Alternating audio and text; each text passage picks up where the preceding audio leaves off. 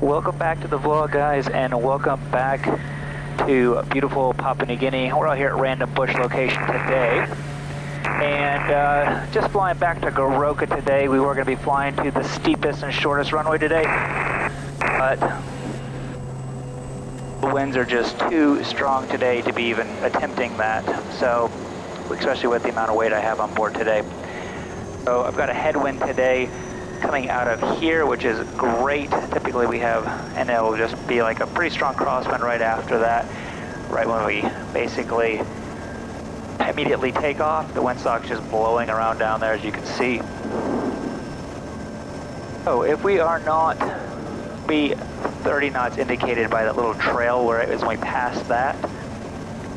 So if I'm not by 30 knots at that point, we will reverse, heavy braking, flaps up, cut off, pull off, shut off if we're going off after takeoff. I'm going to pitch for 85, consider PL, consider feather, right hand turn to lower terrain, 80 full flaps, emergency, button, crack my door, say brace these guys, masters off, and give them a call if I can. We are going off, then I'm going to go off to the right by the windsock. Order the 6622 November Tango Kilo Taxi. November Tango Kilo Taxi, Goroka 6 POV. November Tango Kilo, no traffic yet. No traffic, November Tango Kilo. All stations, November Tango Kilo rolling for Goroka. Be tracking for the Mariwaka Gap. Alright, SAR is done. Trim and abort is complete. We have our lights, our ignition, our inlet is in bypass. We're 26 degrees, 5,000.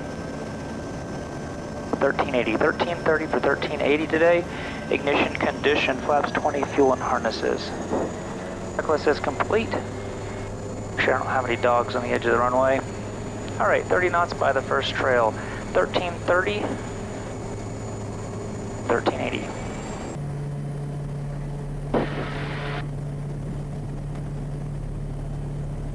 Airspeed's alive, there's 35. Continuing, increasing good. There's 55, there's 60, and kind of bounce off. There's the crosswind. Go ahead and just point into the crosswind a little bit. So it's more of a headwind. Get my airspeed to about 85 knots for our initial climb out. We're going to be making a left-hand turn here out to the Mariwaka Gap here very shortly.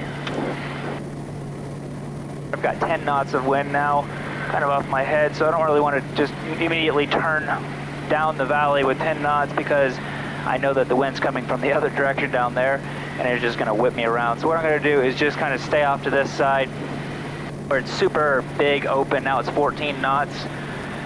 And where I've got lots of space to maneuver and try to do most of my climbing.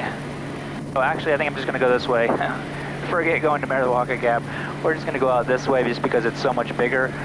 I'm not close to the edge. I'm not having to squeeze my way through the gap when there's strong winds. And so, anyways, like I said, we were going to be going out to the shortest runway today and the steepest runway that I know of in Papua New Guinea. But the winds are just pretty strong today for here. I mean, yeah, 15 knots is not that strong anywhere else. But here in Papua New Guinea, when you have tailwinds and even a headwind on landing, and now you're taking off with a tailwind and the runway is just at 1,000 feet and it's on about a 20% slope almost, you don't want any tailwind. You have like a 500 kg penalty takeoff. So anyways, lower high up. And getting out of that stronger wind, I'm going to go ahead and pitch over so that I'm increasing my airspeed over 85, and then we'll start reducing our flaps and do our departure call. Now we're over 95. Go ahead and 0 degrees of flaps, and we'll get our prop here shortly. All right, prop is back to 2,000 RPM, landing light, bypass back to normal, and our igniters are turned off. Order to be 6622 November Tango Kilo departure. November Tango Kilo departed on the hour. We'll be tracking 327 on climb, amended 10,000 and revised destination Goroka. November Tango Kilo, request estimate for welcome. Estimate Goroka time 2:06 and requesting area QNH, November Tango Kilo. November Tango Kilo, QNH 1010. Contact Goroka Tower 15 miles. 1010, contact Goroka Tower 15 miles, November Tango Kilo. November Tango Kilo. Alright, we're just now passing. Alright, we're just now passing 7,500. And just looking at the height of the clouds already, what I think I'm going to do is just try to squeeze back underneath of them because I know it's going to open up on the other side of these mountains here. But for the time being, I don't really want to climb up to 13,000 just to get over the clouds because they're probably at least 12,000. So looks like we are going to head out towards Mariwaka, and we'll see how much room is available to get through there. So to get through the Mariwaka Gap safely, it takes around 8,400 at the bare minimum is what I like to go through. But I still like to get through a little bit higher. I came through, I think, at 9,000 just about 45 minutes ago with no issues whatsoever. But it does look like there's a little bit more clouds up there now. Can't quite see around the corner yet. So once we get up there, I'll pass through there. And like I said, all the clouds are just on all the mountain tops. Once they get to the next valley over, I know that it's going to open up, and then then we can climb up to our 10,000 feet on the way back to Goroka. So I'm climbing out with my ITT set at 720 degrees Celsius and my props at 2,000. If you're flying this on a flight simulator or something, that's what we do. So we take off at our ITT at 740 and full prop, so 2,200 RPM, and then climb out at 720 with the 2,000 RPM on the prop. Really the only time you'd really have to really consider your torque for takeoff is more towards like sea level areas. So the lower you are, your torque is going to be kind of maxing out at sea level at 740 on your ITT. But the higher you go, like today we just took off out of an airstrip at 5,300, so our torque was really not an issue. Alright, I'm just now passing 900,000. Looks like we'll be able to squeeze through this gap just fine. So I'm just going to hold my altitude at 9,000, and once we get on the other side of it, then we'll finish up our climb. All stations, Mariwaka Gap 120.7, Kodiak November Tango Kilo. We're passing through the gap from the south to the north for Goroka, 900,000. And flip on my pulse light. We are a little bit low to the ground. I'm going to go put my inertial separator back into bypass in case there are some birds that are flying through the valley, because we'll just be a couple hundred feet going through it. Then once we get on the other side where it opens up, then we'll put our inertial separator back into normal. But that's in case, basically, it's our air intake for the engine. So in case we were to suck up a bird, I'd want it to go through the bypass, not being able to get directly sucked up into the engine.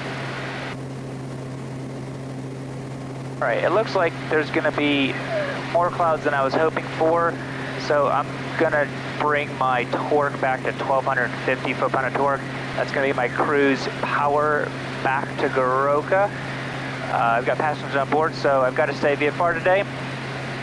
So, more than likely, if I can't climb up to 10,000, I'll just have to stay at 8,000, which is just usually a little bit bumpier on the way back because you're lower in the valleys, and today we've got winds coming from all different directions, which just makes valley flying really fun and bumpy. Actually, you know what? It actually is clearing, so I am going to go up to 10,000. We'll see if it works. Oh yeah, the valley's actually open, like I thought it would be. Alright, excellent. Alright, well now that we're out of the valley and out of the lower terrain, I'm going to go ahead and put my inertial separator back into normal. We've got 500 feet more to go, and I'm going to go ahead and put my autopilot on because our autopilot can fly a little bit smoother than I can.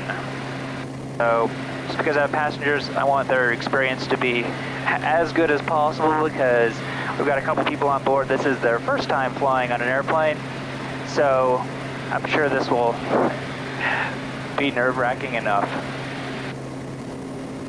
And now that we're out of gap, I'm going to go ahead and turn off my pulse light as well.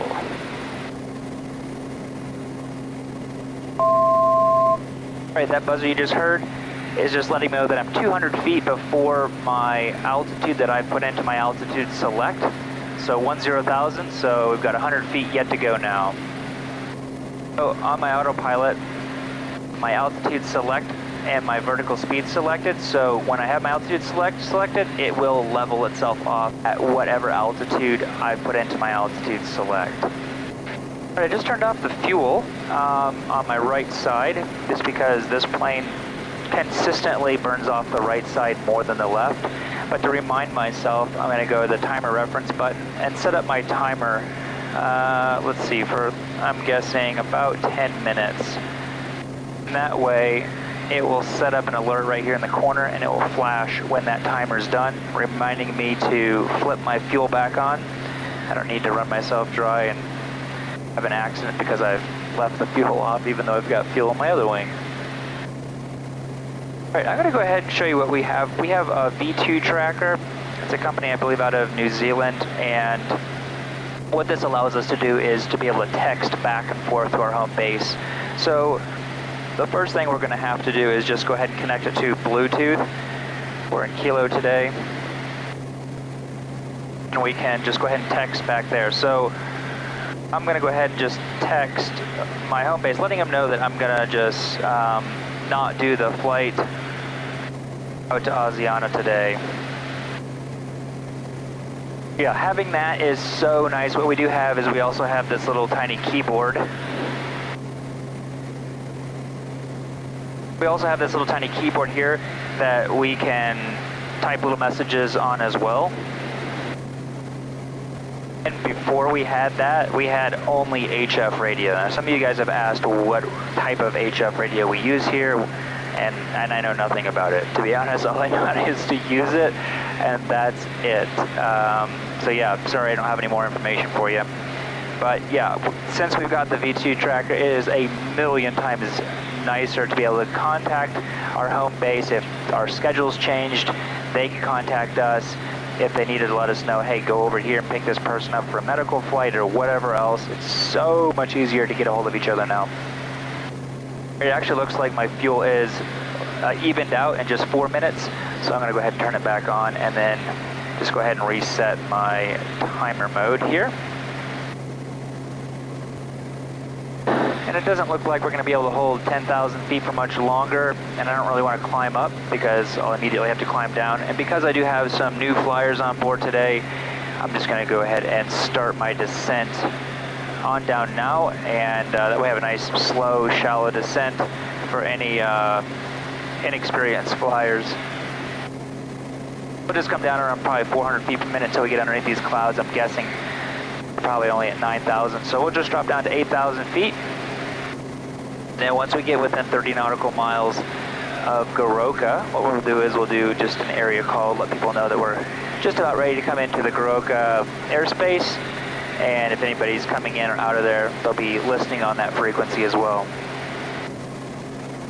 So this flight here is just a 25-minute flight back to Goroka, and if you guys are flight simulator guys who like flying around PNG on your home sim, either X-Plane or like Microsoft Flight Simulator, I do post some of these flights on my Patreon page, so if you are interested in flying some of the exact same routes, I put that on my Patreon page. I'll leave a link down below, and I put in, you know, the distance where I'm going. I make it as easy as I can for you guys, and on X-Plane we even do have some of the airstrips available for you guys to actually land on, and so I think it's pretty cool. If you're interested in doing that, check that out.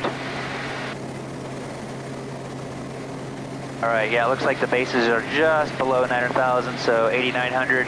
We'll drop on down to 8,000, and it looks like we'll be clear all the way back to Goroka. The only thing with flying just underneath the layer of the clouds is it just increases all of the bumps, because all of the hot air, I'm not a weather forecaster by any means, but from what I know is all the hot air and all the winds are just hitting all the mountains and just pushing it up right here, so it just increases the bumpiness of the flight, which, man, when I'm flying passengers, I want my flights to be as smooth as possible, try to make all my turns super, super shallow so that they really enjoy their experience flying with me and want to fly with me again. For some really, really weird reason, actually we're 30 miles Goroka, let me give him a quick call. All stations Goroka, area 120.7, Kodiak November Tango, Kilo 30 miles to the south-southeast on descent 8,000, circuit Goroka, time 25, inbound track 320. Correction 320, or 327. What I was saying is, about 15 to 20 miles to the south of Goroka, there's this corridor that is the bumpiest corridor in all of PNG. I have no idea why. There could be 1 knot of wind, and regardless of what kind of weather's outside, it is always, always bumpy. And so that's the corridor that we're going through right now for the next pretty much 10 miles. It's just, we've got 4 knots indicated in our GPS right now. Yet it's always bumpy and it's super annoying, but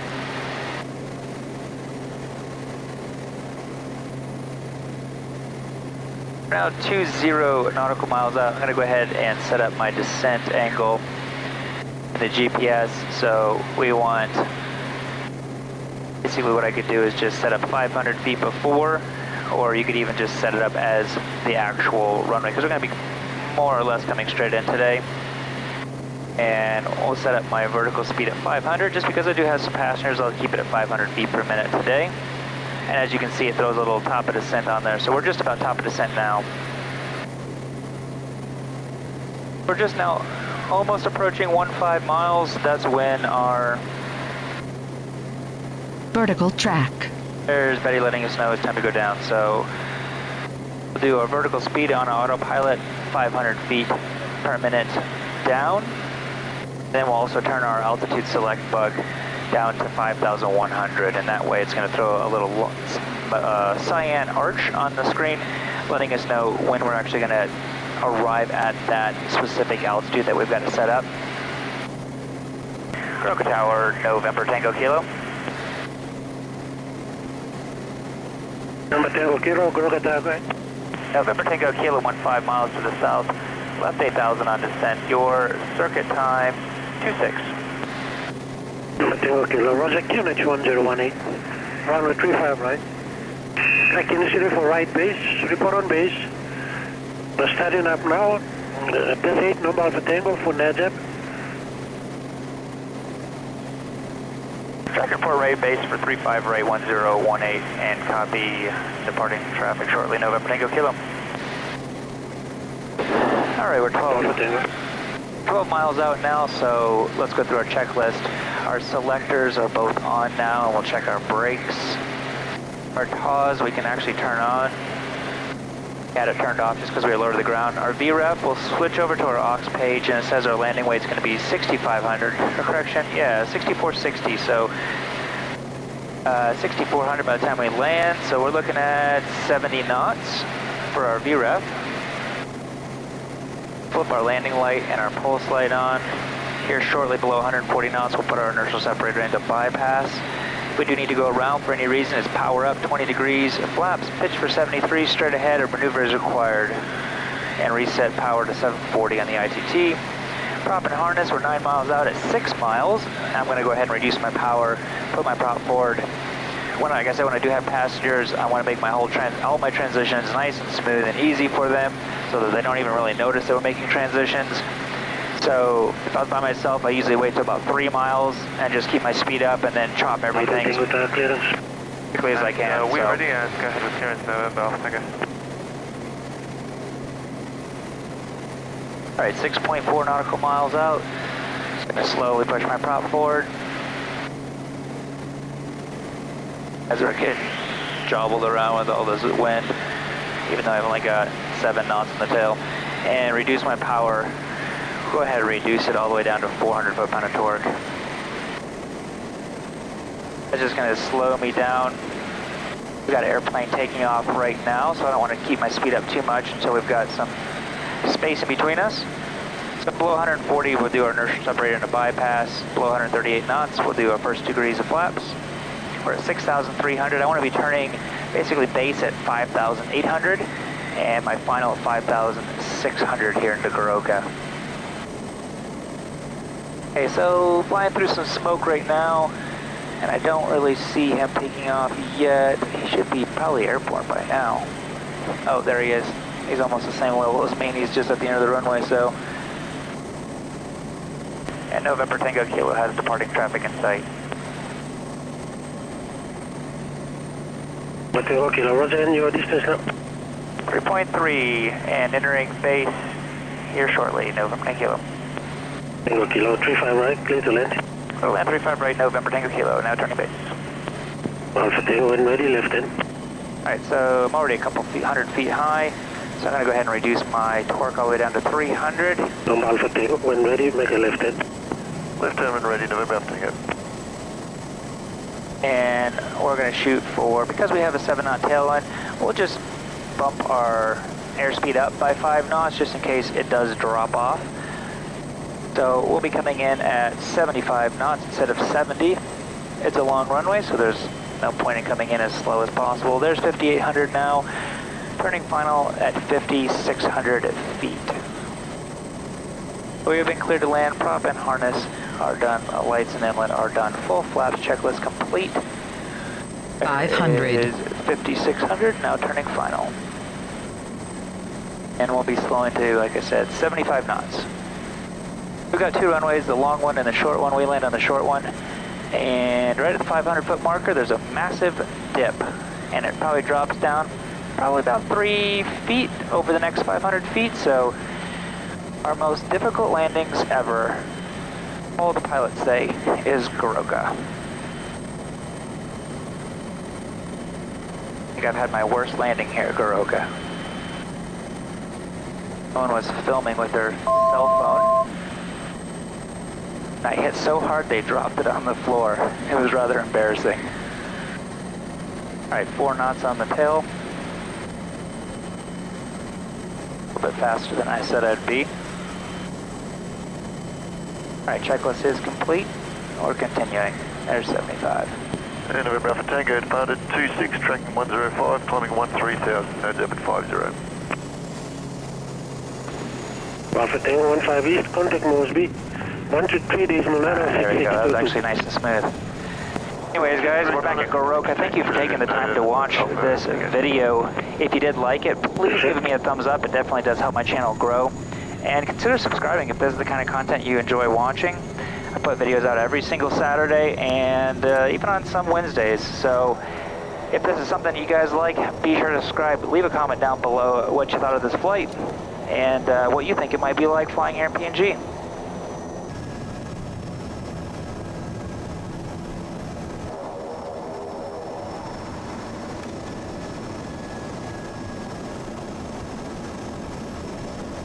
Alright, let's go ahead and shut our blowers off, landing lights, strobes off, fuel pump, bus, air alternator. Make sure my idle's all the way back and not into beta. There we go. Again, thanks guys for taking the time to watch.